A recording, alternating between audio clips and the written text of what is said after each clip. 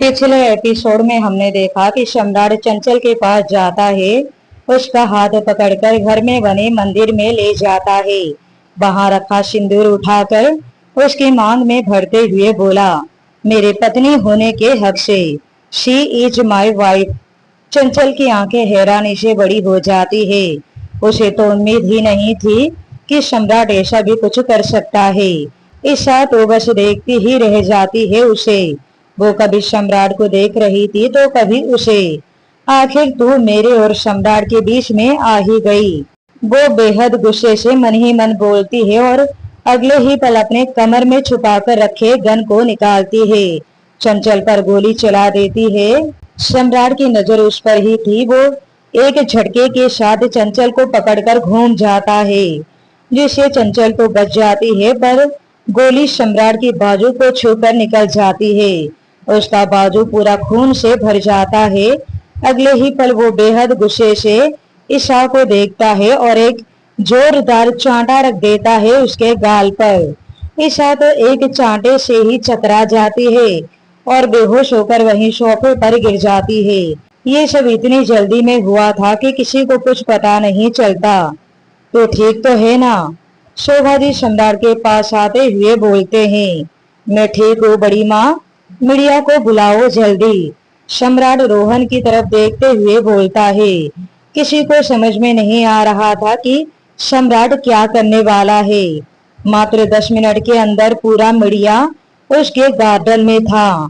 सब हैरान थे कि हमेशा मीडिया से दूर रहने वाला सम्राट आज खुद मीडिया वालों को बुला रहा है। सब लोग आपस में खुसर फुसुर कर रहे थे कि ठीक उसी वक्त सम्राट बाहर आता है और उसे देखते ही सब एक के बाद एक उस पर सवाल दागने लगते हैं। सम्राट सबको अपना हाथ दिखाकर चुप करवाता है। मैं जानता हूँ कि इस वक्त तुम सबके दिमाग में बहुत सारे सवाल आ रहे हैं, पर फिलहाल तो तुम सब अपने अपने चैनल पर जो बकवास दिखा रहे हो उसका जवाब सुन लो। इसके बाद वो चंचल का हाथ पकड़कर उसे अपने करीब करते हुए बोला, ये लड़की किस हक से मेरे घर में मेरे साथ रहती है, यही जानना है ना आप सबको? तो सुनिए, शी इज माई वाइफ, चंचल सिंह राठौड़। मेरी पत्नी होने के हक से ये मेरे साथ रहती है। मेरी पत्नी पर कोई उंगली उठाए ये मैं बर्दाश्त नहीं करूंगा। ये सुनने की देर थी कि मीडिया वाले दोनों की फोटो क्लिक करने लगते हैं। मीडिया को तो अपने चैनल के लिए मस्त न्यूज मिल गई थी। फिर क्या था, हर न्यूज चैनल पर बस यही खबरें दिखाई जा रही थी। पूरे शहर में ये खबर आग की तरह फैल गई, जिसमें 2 लोग जल रहे थे। एक था रणबीर सिंह तो दूसरा था सुमेर। सिर्फ 1 घंटे में ये खबर चारों तरफ फैल गई कि सम्राट के घर में जो लड़की रह रही है वो कोई और नहीं बल्कि उसकी पत्नी है। जितनी बदनामी सुमेर ने उसकी करवाई थी, अब उससे कहीं ज्यादा इज्जत और रुतबा बढ़ गया था उसका। सम्राट ने साबित कर दिया जो भी समीर ने उससे कहा था। अब ठीक 1 घंटे के बाद वो दोनों आमने सामने थे। चंचल तो अभी तक इस चीज से बाहर नहीं आई थी कि सम्राट ने उसे शादी की है। हाँ तो समीर सिंह, मैं अपने हर बात को साबित कर चुका हूँ। अब तुम ये साबित करो कि आरोही की ये हालत तुमने नहीं की है। समीर सम्राट के पास जाता है और कहता है, हाँ तुम्हारे बारे में जैसा सुना था ठीक वैसा ही पाया। तुम सही के साथ सही और गलत के साथ बेहद गलत हो। बहुत गुस्सा और नफरत लेकर आया था मैं अपने दिल में तुम्हारे लिए, पर तुमने तो एक पल में सब कुछ बदल दिया। जितना गुस्सा और नफरत था अब उतना ही मान सम्मान बढ़ गया। मैं खुश हूँ कि मेरी बहन को तुम जैसा जीवन साथी मिला। वो सम्राट के दोनों कंधे पकड़ते हुए बोलता है। सम्राट कुछ नहीं कहता, कोई भाव नहीं थे उसके चेहरे पर। समीर आगे बोलता है, मैं सच में चंचल के लिए बेहद खुश हूँ, लेकिन एक सच ये भी है कि मैं आरोही से भी बहुत प्यार करता हूँ। तुम्हारे जितना नहीं तो तुमसे कम भी नहीं। मैं तो आरोही को ऐसे देखकर ही टूट गया हूँ। मैं तुम्हें कैसे यकीन दिलाऊं? सम्राट ने बीच में ही उसकी बात को काटते हुए कहा, तू नहीं तो फिर कौन? सब लोग समीर की तरफ देख रहे थे, यहाँ तक कि चंचल भी समीर रोहन की तरफ देखता है और फिर गहरी सांस लेकर बोला, सुमेर। सुमेर का नाम सुनकर रोहन के पैरों तले से जमीन खिसक जाती है। वो इतनी आसानी से समीर की बात पर विश्वास नहीं कर सकता था। भले सुमेर उससे नफरत करता था, उसे अपना नहीं मानता था, पर रोहन तो उसे अपना मानता था। सुमेर पर तो वो शक कर ही नहीं सकता था। वो तुरंत समीर के पास जाता है, उसके गिरेबान को पकड़ते हुए बोला, क्या बकवास है ये? खुद को बचाने के लिए समीर पर इल्जाम लगा रहे हो? समीर उसका हाथ झटकते हुए बोला, बकवास नहीं है, सच्चाई है ये। मेरी आंखों देखी सच्चाई। कितनी कोशिश की मैंने आरोही को बचाने की, पर बचा नहीं पाया। मेरी आंखों के सामने आरोही के साथ हैवानियत करने की कोशिश कर रहा था वो। आरोही दर्द से छटपटा रही थी और मैं उसके लिए कुछ नहीं कर पाया।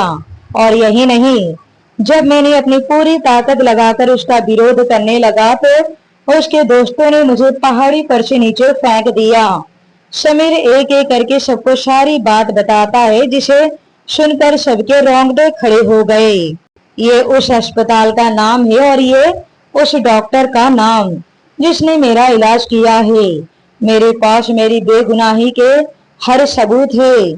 तभी रोहन ने कहा, पेशों के दम पर तो हजारों सबूत खड़े किए जा सकते हैं समीर। सुमेर ऐसा कुछ नहीं कर सकता, मैं मान ही नहीं सकता।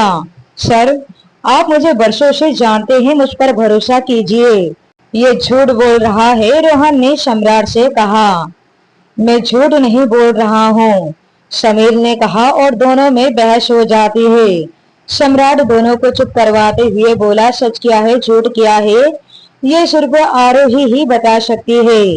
अगर तेरी बातों में सच्चाई ना हुई समीर, तो वो दिन तेरी जिंदगी का आखिरी दिन होगा। जब तक आरोही अपने मुंह से सब सच नहीं बता देती, तब तक तो दुनिया से छुपकर यहीं रहेगा, इसी घर में, अपने घर नहीं जाएगा। फिर वो रोहन की तरफ देखते हुए बोला, और रोहन, अगर सुमेर दोषी निकला तो?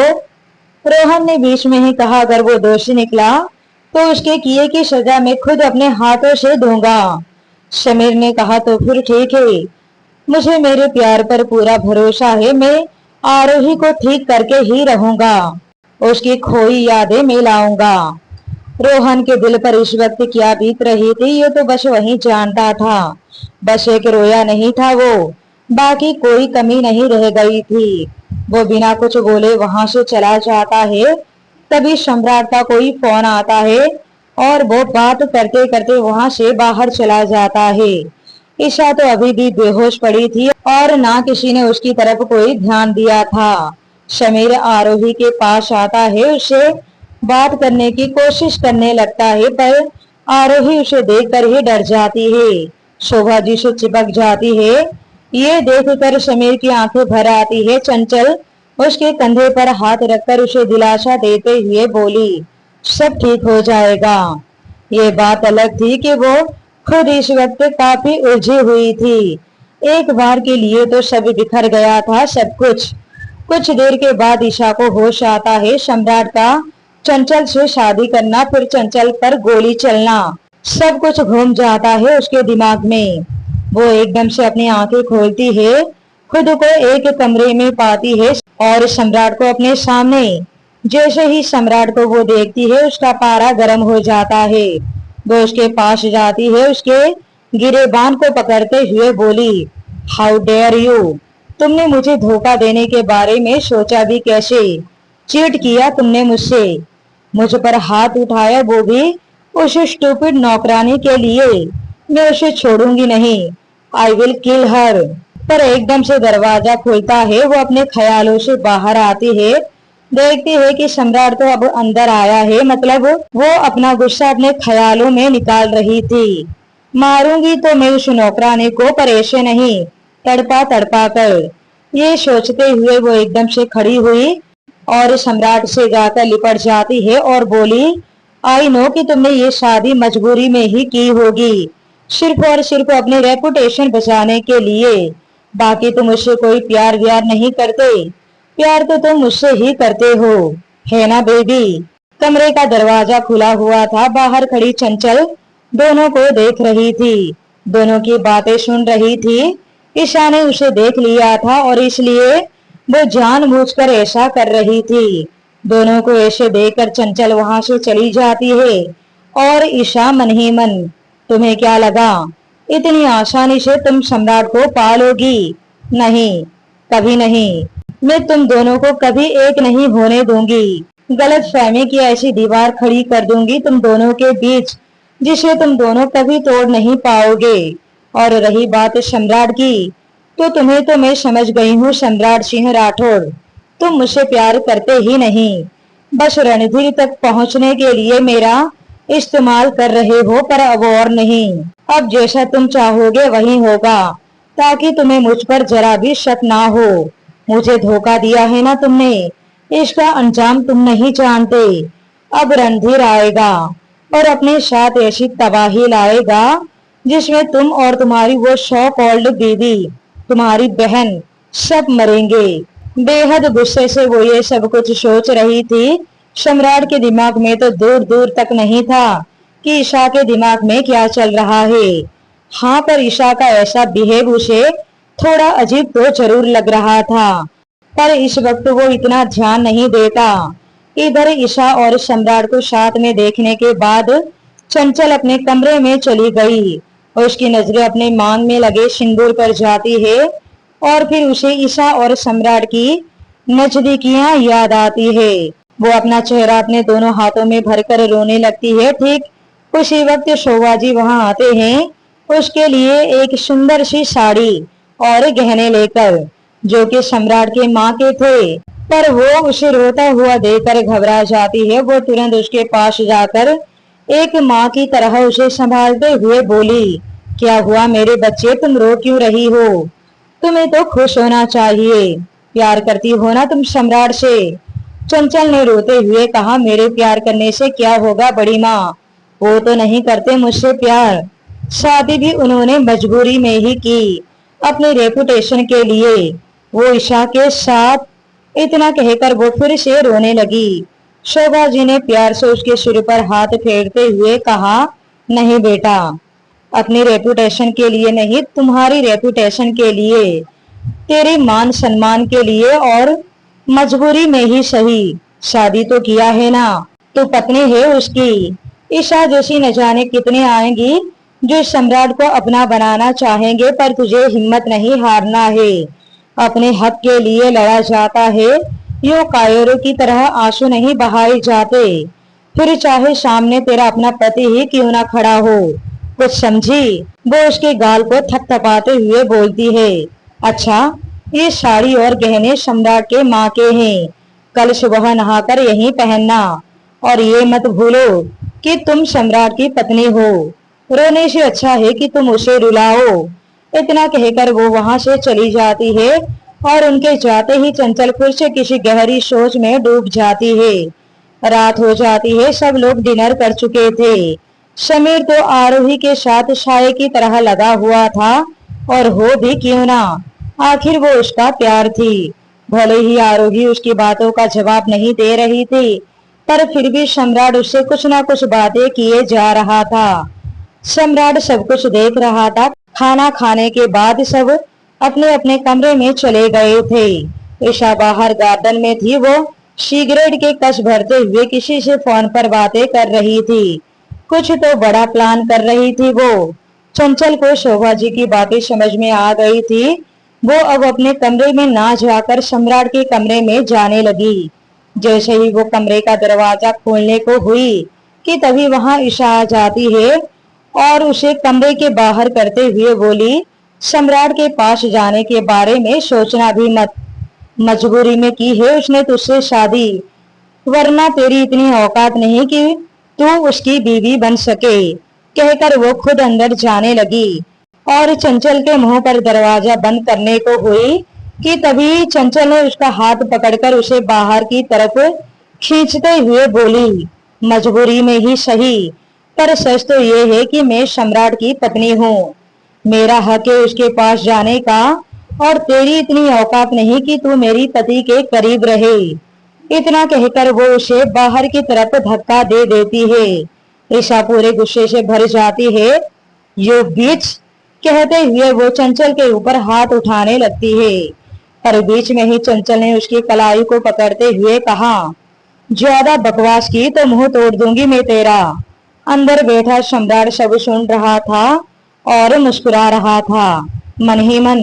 वाह, ये तो शेरनी निकली। ये सोचते हुए उसके चेहरे पर मुस्कान आ जाती है। चंचल के जवाब से ईशा का दिमाग खराब हो जाता है। चंचल अंदर जाती है और ईशा के मुंह पर दरवाजा बंद कर देती है। ईशा भौचक्की सी खड़ी बस उसे देखती रह जाती है। धीरे धीरे उसके चेहरे के भाव बदल रहे थे। वो पूरे गुस्से से भर जाती है। बहुत महंगा पड़ेगा तुम्हें ये एटीट्यूड।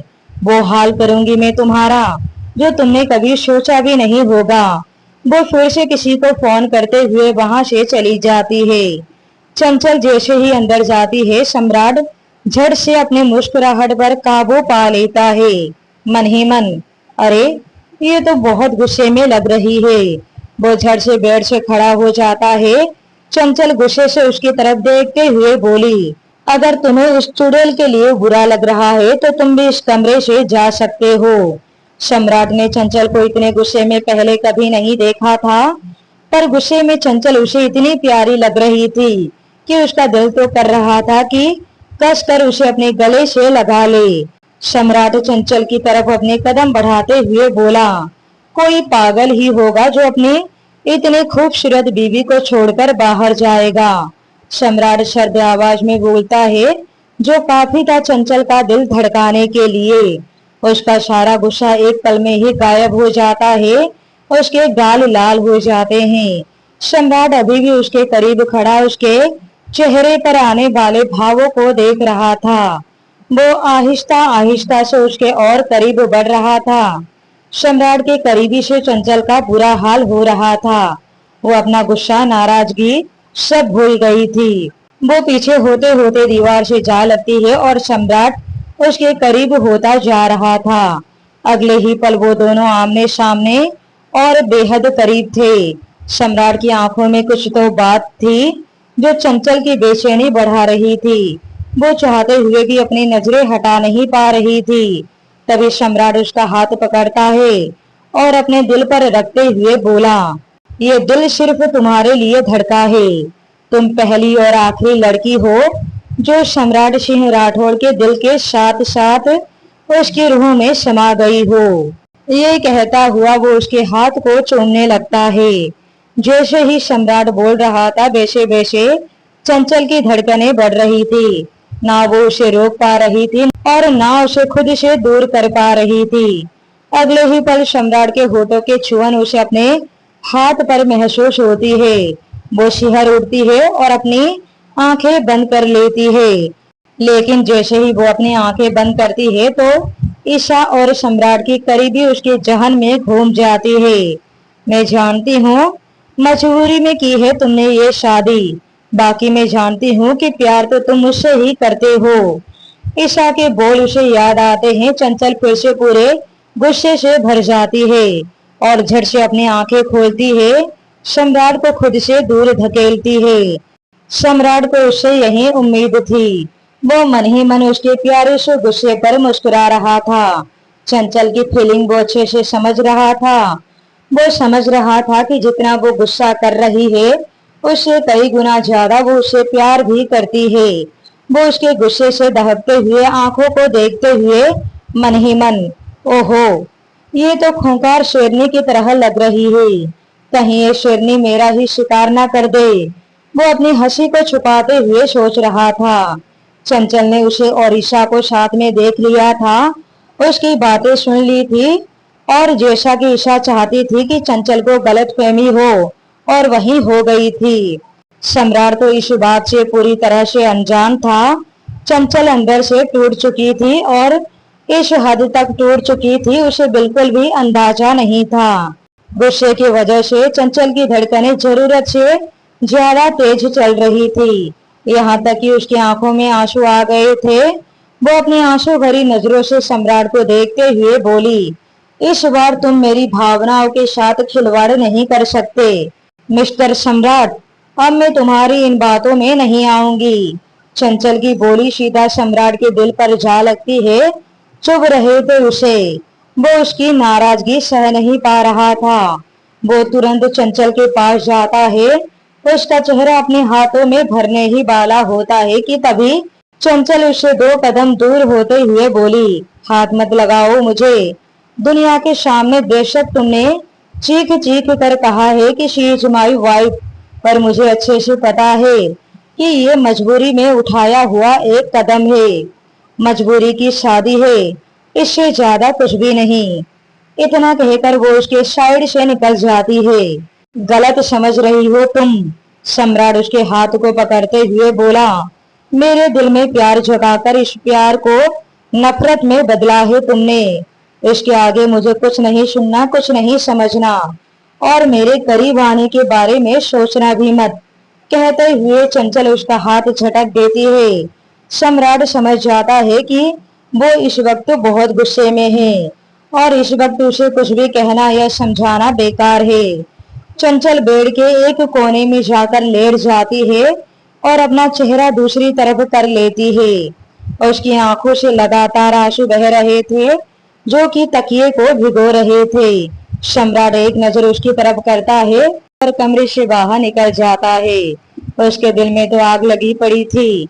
उसके कदम बाहर गार्डन की तरफ बढ़ने लगते हैं, पर शोभा जी के कमरे से आ रही आवाज को सुनकर वो उस कमरे की तरफ चला जाता है। दरवाजा थोड़ा खुला हुआ था। सम्राट अंदर झांक कर देखता है। शोभा जी तो सो चुकी थी, आरोही उनके साथ ही थी, समीर भी उनके साथ ही था। आरोही को एक पल के लिए भी वो अकेला नहीं छोड़ना चाहता। इसलिए नहीं कि आरोही उसकी बेगुनाही की सबूत थी, बल्कि इसलिए कि वो उसका प्यार थी, उसकी जान थी, उसकी जिंदगी थी। आरोही बिस्तर पर टेक लगाकर बैठी हुई थी। उसके चेहरे पर कोई भाव नहीं थे। वो सामने दीवार को एकटक देखे जा रही थी। समीर नीचे जमीन पर बिस्तर लगाकर लेटा हुआ था। वो एकटक आरोही को देख रहा था। उसे बेइंतहा प्यार करने वाली आरोही आज उसे पहचान भी नहीं रही है, यहाँ तक कि वो उसे देख भी नहीं रही है। समीर ने मन ही मन क्या से क्या बना दिया मेरी आरोही को। समीर ने, आई प्रॉमिस आरोही, उसे तुम्हारे हाथों से सजा दिलवाऊंगा, तिल तिल कर मारूंगा उसे। ये सोचते हुए समीर की आंखों में खून उतर आता है। आरोही को प्यास लग रही थी। टेबल पर पानी का जग रखा हुआ था। उसकी आंखें दीवार से घूमती हुई पानी की जग पर आकर रुकती है। सम्राट और समीर उसे ही देख रहे थे। इससे पहले कि सम्राट अंदर आता, समीर खड़ा होता है, पानी का गिलास उसकी तरफ बढ़ाते हुए कहा, प्यास लगी है ना? वो बेहद प्यार और अपनेपन से बोलता है। सम्राट देखता है कि आरोही जो अनजान लोगों से डर रही थी, वो अब समीर से बिल्कुल भी नहीं डर रही थी, बल्कि वो सहमति से अपना सिर हाँ में हिला दी कि हाँ उसे प्यास लगी है। समीर पानी का गिलास उसके होठों से लगा देता है। बाहर खड़ा सम्राट उसे ही देख रहा था। आरोही समीर के हाथों से पानी पी रही थी। उसके होठों के किनारे पर पानी की बूंदें चमक रही थी। समीर टिश्यू पेपर से उसका मुंह साफ करता है और जब वो मुंह साफ कर रहा था तब आरोही की नजर उसके हाथ पर जाती है जहां ए लिखा हुआ था। वो तुरंत उसका हाथ पकड़ लेती है। कुछ तो घूम जाता है उसके दिमाग में। अपने हाथ से छू छू कर वो समीर के हाथ में लिखे ए को देख रही थी। उसके चेहरे पर बेचैनी के कुछ तो भाव दिखाई दे रहे थे। कितने दिनों के बाद वो कुछ हरकत की थी और ये देखकर सम्राट हैरान था। अगले ही पल वो अपना फोन निकालकर कान से लगाते हुए वहां से चला जाता है। दूसरी तरफ से आवाज आती है, यस बॉस, कल सुबह तक मुझे सुमेर की सारी जन्म कुंडली चाहिए। सारी मतलब सारी। इतना कहकर वो फोन कट कर देता है। दूसरी तरफ रोहन अपने फ्लैट पर था और फर्श पर लेटा हुआ था। एक के बाद वो एक 4 बोतल शराब की खाली कर चुका था, पर नशा ही नहीं हो रहा था उसे। उसके हाथ में आरोही की फोटो थी, आंखों में आंसू। एक ही तो सहारा था उसके पास, जिसके कारण वो अपने सारे दुख सारी तकलीफें भूल जाया करता था, इस उम्मीद के साथ कि एक ना एक दिन वो आरोही को अपने दिल की बात जरूर कहेगा। आज उसका दिल पूरी तरह से टूट चुका था। वो आरोही की तस्वीर को सीने से लगाकर बिलख बिलख कर रोने लगता है। अब आगे क्या होगा? आगे की कहानी को सुनने के लिए बने रहिए नफरत भरी मोहब्बत कहानी पर।